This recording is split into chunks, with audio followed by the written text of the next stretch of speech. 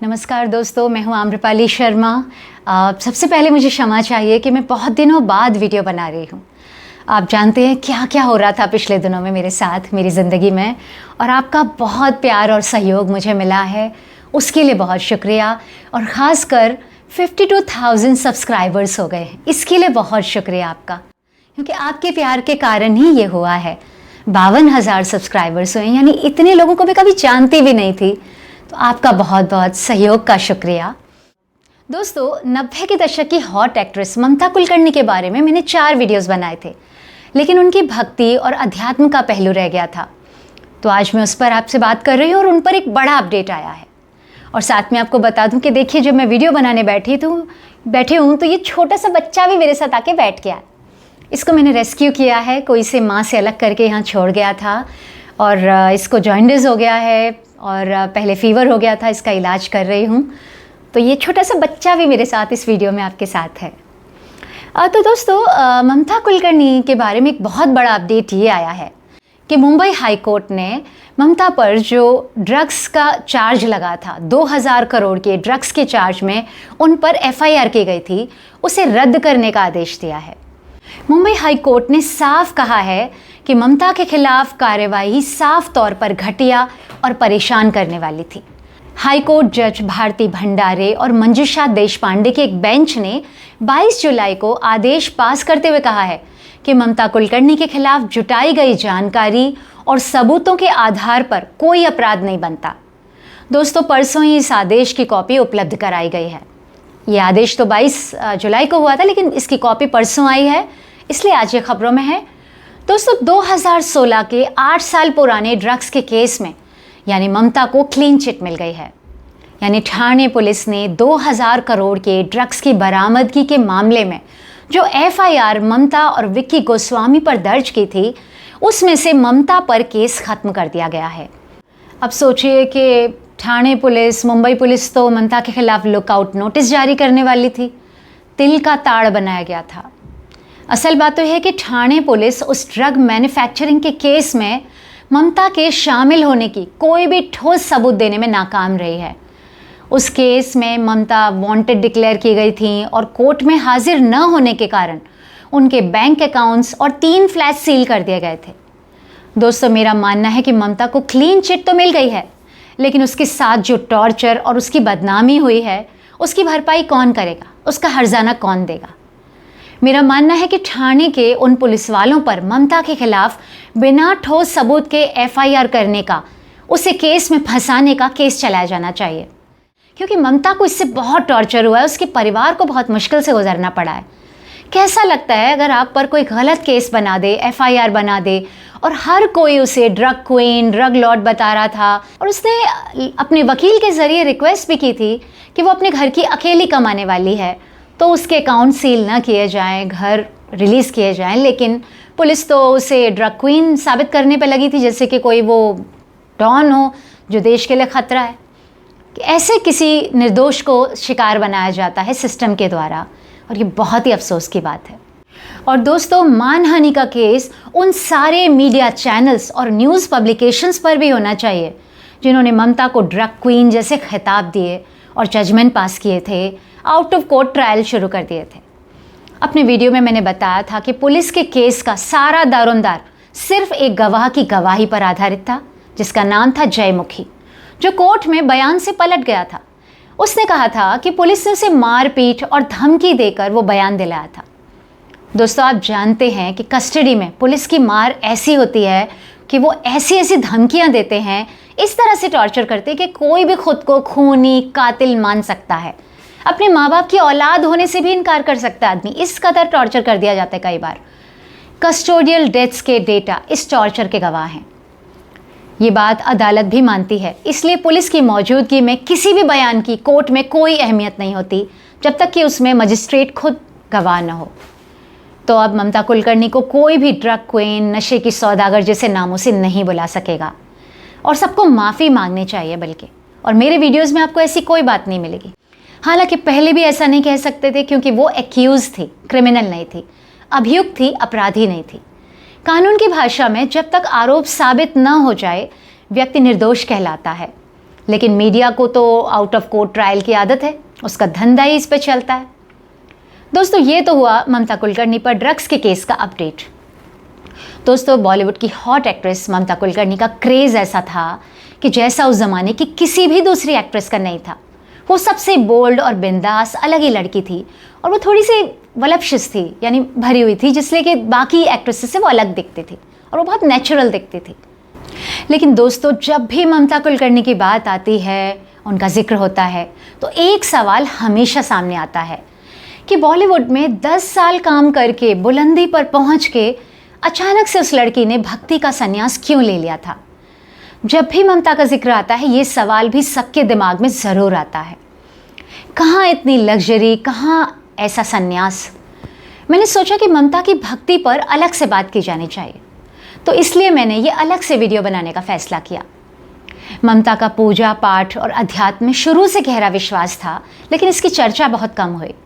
उसके मुताबिक उसका अध्यात्म और भक्ति से रिश्ता उसके जन्म से पहले का है। उसका पूरा परिवार ही धार्मिक था, लेकिन सब अलग अलग भगवान की पूजा करते थे।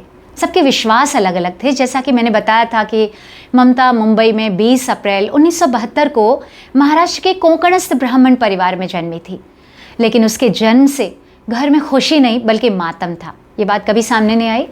ममता के जन्म से उसके पिता मुकुंद कुलकर्णी, जो कि आरटीओ अधिकारी थे, बिल्कुल भी खुश नहीं थे, बल्कि बहुत नाराज़ थे।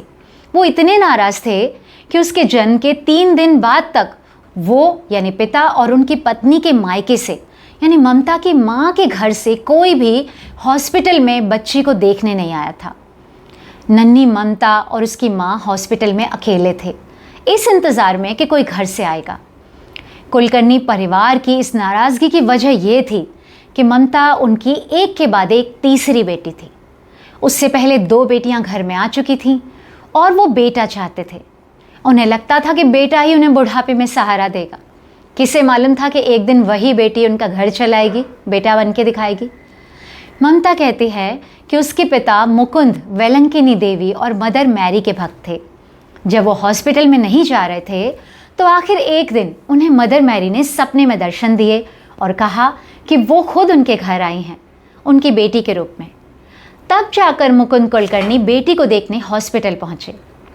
ममता का असली नाम पद्मावती रखा गया था और ये नाम रखने के पीछे भी यही भक्ति का कनेक्शन था। ममता ने अपनी आत्मकथा एन ऑटोबायोग्राफी ऑफ अ योगिनी में कहा है कि जब उसकी माँ उसे जन्म देने वाली थी, उसकी दादी को लेबर रूम के पास ही झपकी आ गई थी और सपने में माता पार्वती ने उनसे कहा था कि वो उनकी पोती के रूप में उनके घर आने वाली हैं। उसने ये भी लिखा कि हालांकि पद्मावती नाम देवी लक्ष्मी का होता है, लेकिन वो सपने में यमी यानी यम के देवी अवतार में आई थी, इसलिए उनका नाम पद्मावती रखा गया।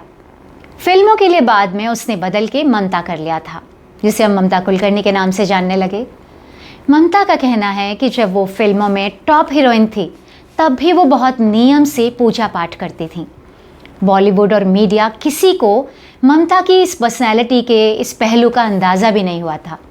शायद उन्होंने प्रचार ही नहीं किया। वो बताती हैं कि वो शूट पर 3 बैग्स लेकर जाती थी, जिनमें से एक में मेकअप होता था ऑब्वियसली और दूसरे में पूजा का सामान होता था। वो वक्त मिलने पर देवी के मंत्रों का पाठ करती थी और साधना करती थी, मंत्रों का जाप करती थी। एक पत्रकार ने उससे पूछा कि फिर वो नवरात्रि में क्या करती थी, तो उसने कहा कि नवरात्र में वो 9 दिन तक निर्जल उपवास करती थी और इसलिए उन दिनों शूटिंग नहीं करती थी। तो ये तो पूजा पाठ की बात हुई, लेकिन फिर उनकी ज़िंदगी में एक गुरु आए। हर धार्मिक आध्यात्मिक व्यक्ति के जीवन में एक गुरु होता है, जिससे वो अपने मन के संदेह और उलझनों का उपाय पूछता है, मार्गदर्शन लेता है। ममता की ज़िंदगी में ये जगह गगनगिरी महाराज की थी। जब एक बार उसकी माँ बहुत बीमार पड़ गई थी, तब उसकी मुलाकात स्वामी गगनगिरी महाराज से हुई थी और उनके मार्गदर्शन से उनकी माँ की तबीयत ठीक हो गई और फिर ममता ने उन्हें अपना गुरु मान लिया। स्वामी गगनगिरी महाराज हिंदू संत थे और नाथ संप्रदाय के गुरु थे। वो आधुनिक भारत के सबसे प्रभावशाली हठयोग के गुरुओं में से एक थे। इसके अलावा वो प्राचीन चालुक्य वंश के सीधे वंशज थे, जिसने कभी दक्षिण और मध्य भारत के ज़्यादातर हिस्सों पर राज किया था, यानी चालुक्य वंश ने राज किया था, वो उस वंश से ताल्लुक रखते थे। उनकी ख्याति इतनी थी कि बाल ठाकरे और मुंबई के मुख्यमंत्री यशवंतराव चौहान जैसे लोग उनके दर्शन करने जाते थे। बाला साहेब ठाकरे के हाथ और गले में जो रुद्राक्ष की माला आपको दिखाई देती है हमेशा, वो स्वामी गगनगिरी महाराज की ही दी हुई थी, वो उनका आशीर्वाद था। दोस्तों, उनका निधन 2008 में हो गया था। ममता को उनसे बहुत शक्ति मिली। उसी दौरान ममता अध्यात्म और भक्ति की तरफ और ज़्यादा झुक गई और उन्होंने संन्यास लिया, यानी वो योगिनी बनी। जब ममता मुंबई से एकदम गायब हो गई थी तो कुछ खोजी रिपोर्टर्स उसे ढूंढ रहे थे। उसके काफ़ी अरसे बाद 2012-13 में ममता को किसी ने हरिद्वार में कुंभ के मेले में सन्यासिनी के वेश में देखा, लेकिन उन्हें भरोसा नहीं हुआ कि वो ममता ही है। बाद में ममता ने खुद बताया कि वो 2012 में दुबई से भारत आई थी और कुंभ के मेले में गई थी। उसके बाद ममता ने अपनी आध्यात्मिक आत्मकथा लिखी जिसका टाइटल था ऑटोबायोग्राफी ऑफ अ योगिनी। तब ममता ने दावा किया कि उन्होंने संन्यास ले लिया है और वो योगिनी बन गए हैं। उनका रूप बिल्कुल बदल गया था। कहाँ इतने हॉट आइटम नंबर्स करने वाली लड़की और कहाँ बॉलीवुड की टॉप हीरोइन इस तरह संन्यास की तरफ मुड़ गई। उसकी फैंस को तो कभी भरोसा ही नहीं हुआ कि वो इतना बदल सकती हैं। ये बदलाव वैसा ही था जैसे कि इंद्र के दरबार की कोई अप्सरा धरती पर आकर संन्यास ले ले। जैसे प्राचीन वैशाली गणराज्य की नर्तकी आम्रपाली ने भी सारा ऐश्वर्य त्याग के बौद्ध धर्म अपना लिया था। ममता कहती हैं कि उन्होंने कभी भी किसी आपराधिक काम में हाथ नहीं डाला है, उन्होंने कोई गैरकानूनी काम नहीं किया है। उनकी सारी यात्राओं का लेखा जोखा उनके पासपोर्ट में है। वो ये भी कहती हैं कि विक्की गोस्वामी के साथ वो सिर्फ रहती हैं, उससे उनका कोई निजी संबंध नहीं है, यानी भौतिक संबंध नहीं है। ममता विक्की को भी आज की तारीख में निर्दोष बताती हैं। अब ये तो कानून का काम है जानना, लेकिन उनका ये कहना है कि विक्की कभी क्राइम में इन्वॉल्व रहा होगा, लेकिन अब वो सुधर चुका है और शराफत की ज़िंदगी जी रहा है।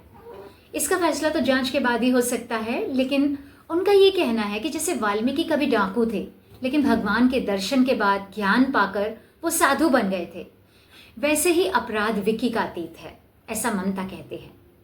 दोस्तों, कहते हैं ना कि आप गलत हो या नहीं, ये तो बाद में तय होता है।